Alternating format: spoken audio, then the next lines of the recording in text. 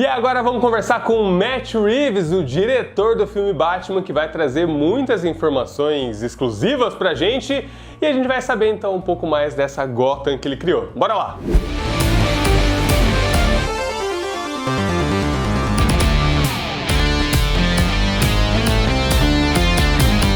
Matt Reeves, é um prazer ter você aqui no Warner Play, é um prazer conversar com você e eu quero saber um pouco desse Batman que a gente não estava muito acostumado, a gente não estava esperando esse Batman.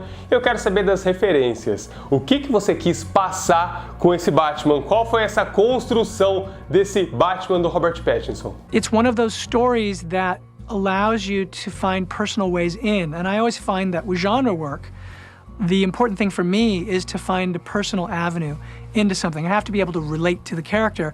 And Batman as a character, I'm certainly not Batman, but he's a very human character, and he's very, the story is a very psychological one. He's basically coping with things that happened to him as a child, and he's driven to try and make sense of his life. And for me, that's what movie making is, right? You go and you try to tell stories because in doing so, you're kind of making order and sense of the world. And for me, I started doing that as a kid. I started making 8mm movies when I was 8 years old. And it was sort of my tool of socialization. That's how I met people.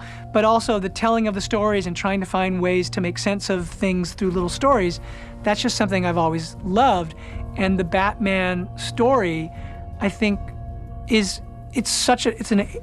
story has endured for 80 years. I mean, obviously, it's a character that connects to people, and I think part of the reason that he connects is, you know, there's the suit and there's the car, there's the gadgets, he's super cool, but there's something about the fact that he's not really a superhero. Under all of that, he's just a human being, and he's driven to try and make sense of his life, and that human side of him makes him very approachable. He doesn't have superpowers. What he has is a super heroic drive to try to make the world better, but he doesn't even do that totally in an altruistic sense. He's doing it because what happened to him is something he's never going to get over, and he's trying to find some way to make a difference in this place.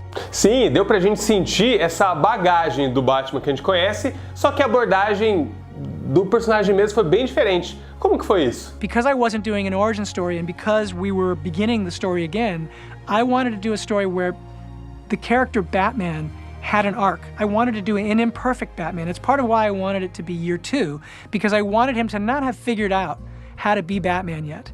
And so you wouldn't see the origins, but you knew that he was being driven by something that came from the origin story that everybody knew. And I wanted to set him into a mode that hadn't been quite done.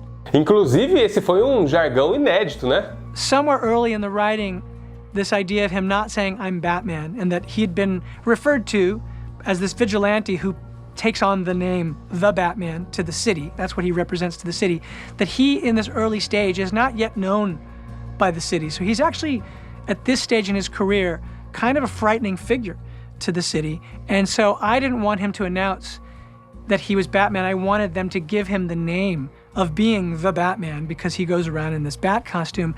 And I wanted him to use that phrase that is so much in so many of the comics, which is for him to say, I'm vengeance, because this is a personal mission. This whole thing starts really because of what happened to him as a child, and what he's doing is he's taking out his vengeance for what happened to him, and he is playing that against the criminal element. E sobre a Mulher Gato, qual foi a inspiração do personagem? O que você quis passar com a Mulher Gato? If this wasn't going to be an origin story for Batman, it was going to be an origin story in a way for any of the Rogues Gallery characters that I brought in, because in the comics, they were inspired really to become who they were because of the appearance of this masked vigilante.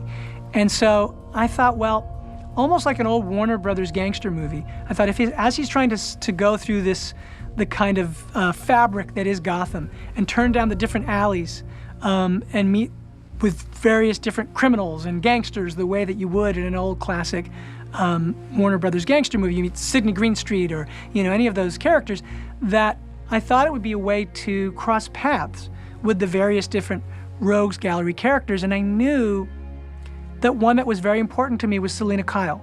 I thought that she was a very powerful counterpoint to who Batman was, that Batman is very privileged because you know, as traumatic as what happened to him was, he has the safety net of coming from a storied and rich family. I mean, being a vigilante is really kind of a luxury. You know, doesn't mean that everybody would choose to do it, but you could only choose to do it if you have the resources to do it, and he does.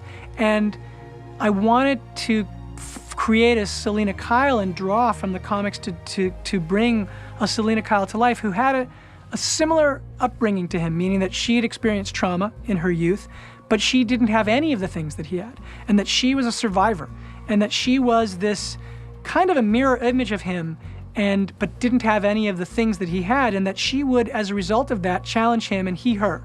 And so I thought, oh, these two characters, they relate to each other by their differences and by the things in which they share. E até o sinal, o significado do bate-sinal, ele tá diferente agora, né? You know, when you think about it, a bat signal is not the most practical or realistic way to try to reach someone. So I wanted to think about its meaning. And what I thought was interesting was, again, I was trying to think about Batman's arc through the movie, and that he starts as vengeance. And I thought, well, if he's out there as a vigilante that criminals know is going to appear out of the shadows at any moment, anytime you see that symbol, it's a message that says he's out there. It means vengeance is out there. It means that he could be coming for you, so you better watch out. And so that it started putting this message of fear into the sky. And that was really, I think, what was important to me, was that the bat symbol and the bat signal could go from being a message of fear, and then over the course of the movie, that Batman would then step out into the light by the end, and that he could take his first steps to being a figure that maybe could be a message of hope, that people who were, because, you know, in the beginning, the idea is that not only are the criminals afraid of him, but frankly, the city is afraid of him as well, because you just don't know where that line is. And so when the bat signal's in the sky, that's frightening to the general inhabitants of the city too, because you just don't know. When a guy decides to take the law into his own hands, you don't know where that's going to end. And by the end of the story, I wanted the bat signal to evolve to a place where it might start to mean something different. And so that was important to me. It was part of his arc. E fala uma coisa, é impressão minha ou o estilo de combate do Batman tá bem mais agressivo? Não sei se é pelos sons que tinham, mas eu senti um Batman mais agressivão. O que você acha? Because he worked so much by himself, I wanted him to be a really effective street fighter. And I wanted him to have a version of mixed martial arts where he'd adapted various forms just out of efficiency in order to be able to survive on the streets. And when I was looking for a stunt person, I met with Rob Alonzo, and he and I just really connected. And he was a fighter. And so it was exciting because I could talk to him. I, of course, am not a fighter.